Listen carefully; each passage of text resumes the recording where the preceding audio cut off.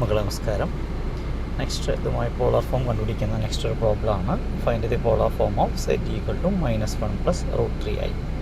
ഇതിൻ്റെ real part നെഗറ്റീവും imaginary part പോസിറ്റീവുമാണ്. അതുകൊണ്ട് ഇത് നമുക്ക് വരിക സെക്കൻഡ് ക്വാഡ്രന്റിലായിരിക്കും. ഓക്കെ, ഇനി മോഡുലസ് കണ്ടുപിടിക്കാം. r = mod z = √x² + y².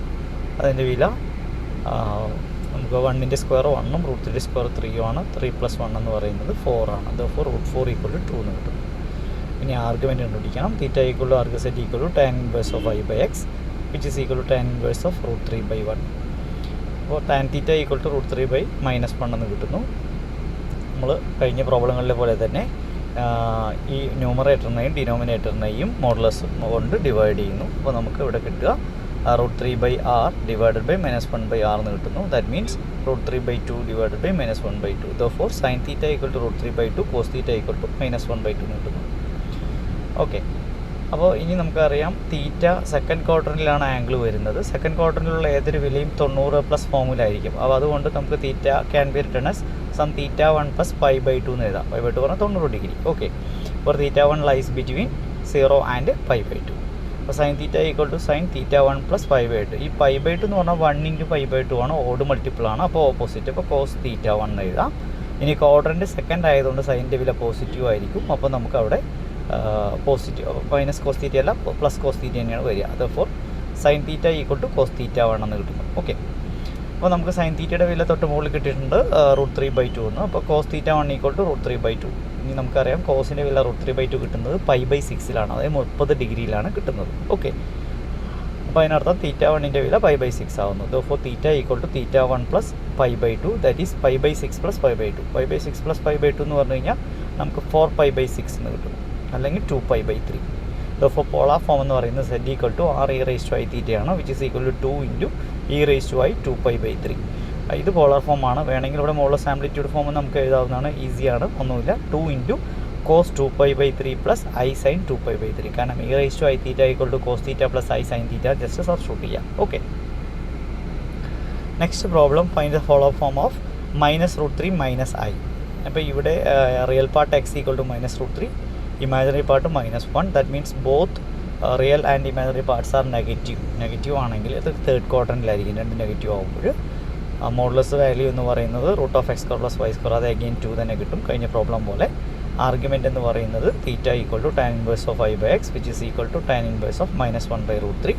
therefore tan θ = -1/-√3 എന്ന് കിട്ടുന്നു. ഓക്കെ, മോഡുലസ് കൊണ്ട് ഡിവൈഡ് ചെയ്യുന്നു ന്യൂമറേറ്ററിനും ഡിനോമിനേറ്ററേയും. -1/r divided by -√3/r that's equal to -1/2 divided by -√3/2. tan θ = sin θ cos θ ആണ്. therefore sin θ = -1/2 cos θ = -√3/2 കിട്ടും.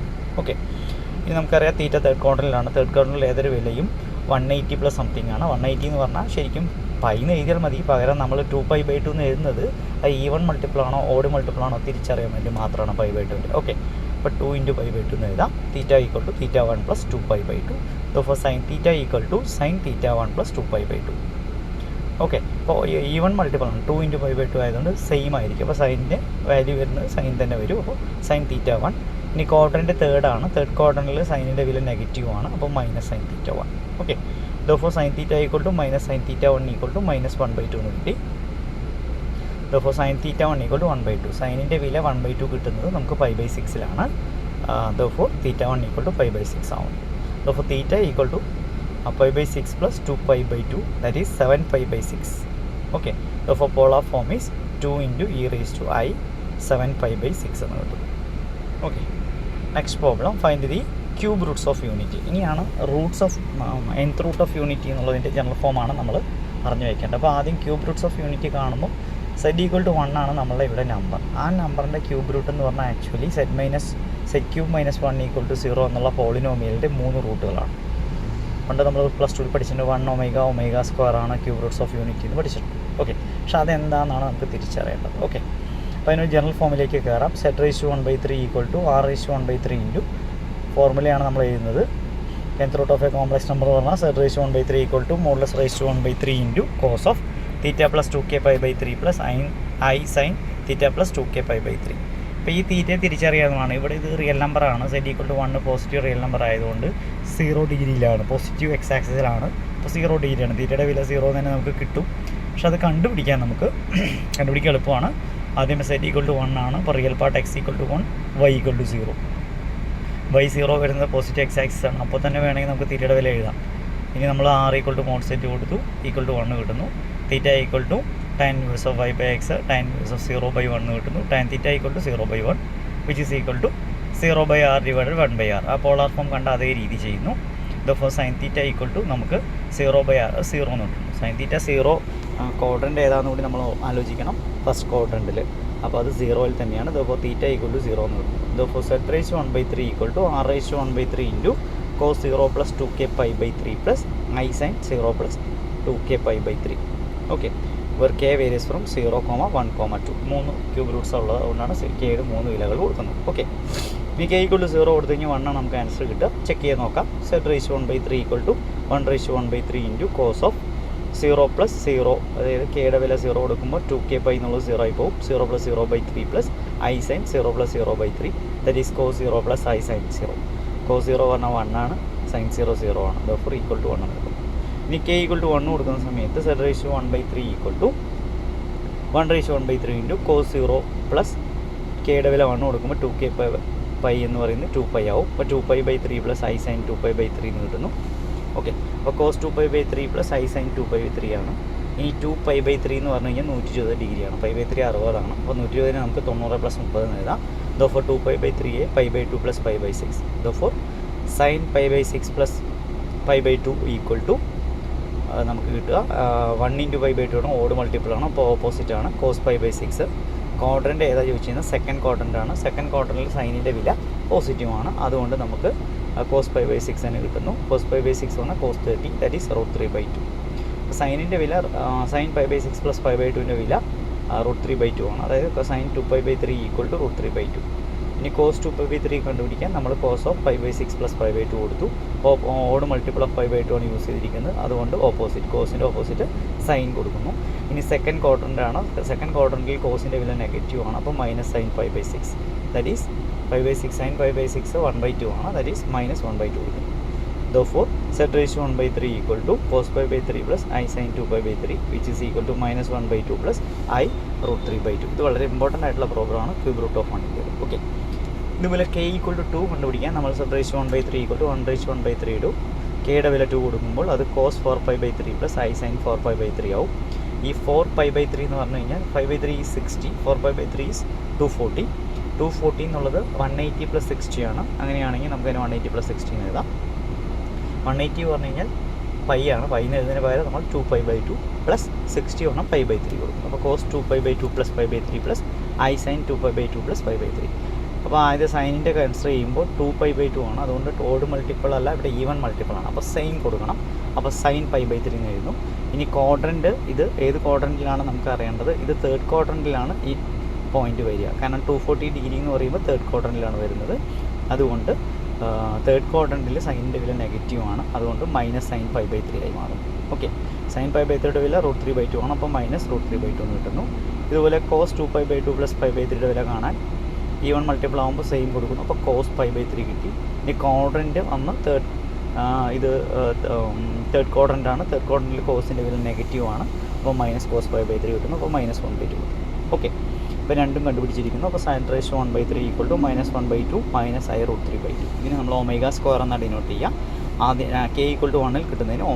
therefore 1 ω² ആണ് ഈ ക്യൂബ് റൂട്ട്സ് ഓഫ് യൂണിറ്റി എന്ന് പറയുന്നത്. അതിലെ ഒമേഗയുടെ വില -1/2 plus I √3/2 ആണ്. ω² എന്ന് പറഞ്ഞാൽ ഒമേഗ ജസ്റ്റ് സ്ക്വയർ ചെയ്ത് തന്നെ ആ വാല്യൂ കിട്ടുന്നുണ്ട്. -1/2 minus I √3/2. അത് രണ്ടും ശ്രദ്ധിച്ചാൽ മനസ്സിലാവും. ഒമേഗയും ω² പരസ്പരം കോൺജുഗേറ്റുകളാണ്. അതായത് ω² പറഞ്ഞു കഴിഞ്ഞാൽ ഒമേഗ കോൺജുഗേറ്റ് തന്നെയാണെന്ന് ഓർക്കുക. ഓക്കെ, അടുത്ത problem find the fourth roots of unity. Fourth roots of unity പറഞ്ഞാൽ z = 1 ആണ്. ഫോർത്ത് റൂട്ട്സ് ഓഫ് യൂണിറ്റിക്ക് നമ്മൾ പേര് കൊടുക്കുക 1 θ θ² θ³ 4 ഉണ്ടാവും എന്നറിയാം. Actually they are the Roots of the polynomial z⁻4 - 1 = 0 ആണ്.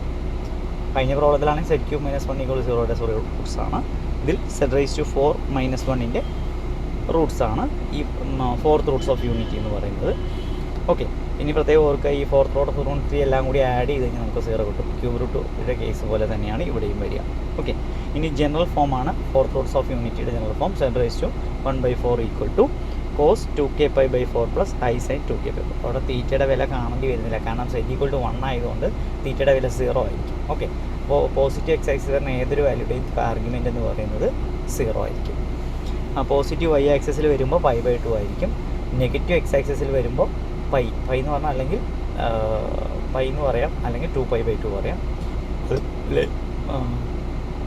നെഗറ്റീവ് y ആക്സിസിൽ വരികയാണെങ്കിൽ, നെഗറ്റീവ് എക്സ് ആക്സിസിലാണെങ്കിൽ പൈ ആണ്, നെഗറ്റീവ് y ആക്സിസിലാണെങ്കിൽ 3π/2 നമുക്ക് കിട്ടും. അത് ഓർക്കണം കേട്ടോ. അപ്പോൾ ഇതിൽ z⁴ equal to cos 2k⁴ plus i sin 2k⁴. k varies from 0, 1, 2, 3. ഓരോ വാല്യൂ സബ്സ്റ്റിറ്റ്യൂട്ട് ചെയ്യാം. k ഈക്വൽ ടു 0 കൊടുക്കുമ്പോൾ നമുക്ക് cos 0 പ്ലസ് i sin 0 കിട്ടും. അതിൻ്റെ വില 1 ആയിരിക്കും. k ഈക്വൽ ടു 1 സബ്സ്റ്റിറ്റ്യൂട്ട് ചെയ്യുമ്പോൾ നമുക്ക് കെയുടെ വില കൊടുക്കുമ്പോൾ ശരിക്കും cos 2π/4 പ്ലസ് i sin 2π/4 കിട്ടും സബ്സ്റ്റിറ്റ്യൂട്ട് ചെയ്ത് കഴിഞ്ഞാൽ. ഇനി 2π/4 പറഞ്ഞാൽ π/2 ആണ്. cos π/2ൻ്റെ വില 0യും sin π/2ൻ്റെ വില 1 ആണ്. therefore അത് i ആയി മാറും. k ഈക്വൽ ടു 2 കൊടുക്കുമ്പോൾ z⁴ സീറ്റ സ്ക്വയർ ആണ് ഓർക്കുക. ഓരോന്നിനും വാല്യൂസ് അവിടെ കൊടുത്തിട്ടുണ്ട്. സീറ്റ സ്ക്വയർ ആണ്.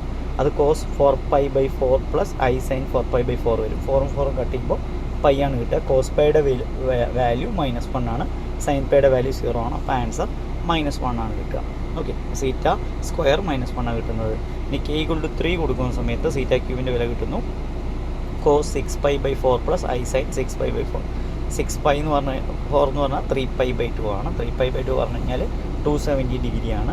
cos 3π/2ൻ്റെ വില 0യും sin 3π/2ൻ്റെ വില -1 ആണ്. ഓക്കെ, സബ്സ്റ്റിറ്റ്യൂട്ട് ചെയ്യുമ്പോൾ -i ആയി മാറുന്നു. therefore fourth roots of unities are 1i, -1 -i ആണ്. ഓക്കെ, ഇതിൽ സീറ്റയുടെ വില i ആണെന്ന് ഓർക്കുക. സീറ്റ സ്ക്വയർ -1 ആണ്, സീറ്റ ക്യൂബും -i ആണെന്ന് ഓർക്കുക. ഓക്കെ, ഇനി 4 കൂടി ആഡ് ചെയ്ത 0 വരുന്നു പ്രത്യേകം ഓർക്കുക. ഇനി ഇപ്പോൾ ഒരു ഫോർത്ത് റൂട്ട് ഓഫ് യൂണിറ്റിയുടെ ഏത് 4ൻ്റെ മൾട്ടിപ്പിൾ പവറൊക്കെ വന്നു കഴിഞ്ഞാൽ അതൊക്കെ നമുക്ക് കിട്ടുക 1 ആയിരിക്കും. കാരണം ഇപ്പോൾ σ⁴ എന്ന് കൊടുത്താൽ 1 എന്നർത്ഥം. സീറ്റ ഫോർത്ത് റൂട്ട് ഓഫ് യൂണിറ്റി ആണെങ്കിൽ σ⁴ വില 1 ആയിരിക്കും. σ⁵ എന്ന് പറഞ്ഞു കഴിഞ്ഞാൽ അത് തന്നെയായിരിക്കും, സീറ്റ തന്നെയായിരിക്കും. σ⁴ എന്ന് പറഞ്ഞു കഴിഞ്ഞാൽ സീറ്റ സ്ക്വയർ ആയിരിക്കും. അത് ശരിക്കും ആ ഡിവിഷൻ അൽഗോരിതം ഉപയോഗിച്ചാണ് അതവിടെ ചെയ്യുന്നത് കൊടുക്കണം കേട്ടോ. ഇതുമായി ബന്ധപ്പെട്ട 1-2 പ്രോബ്ലംസ് തരാം. Find the fifth roots of unity of z equal to, അപ്പോൾ z 1 ആണ്. അതിൻ്റെ തീറ്റ ആർഗ്യുമെൻറ്റ് എന്ന് പറയുന്നത് പോസിറ്റീവ് എക്സ് ആക്സിലായതുകൊണ്ട് 0 ആയിരിക്കും. ഫോർമുല വന്നാൽ z⁵1/5 equal to cos 2k⁴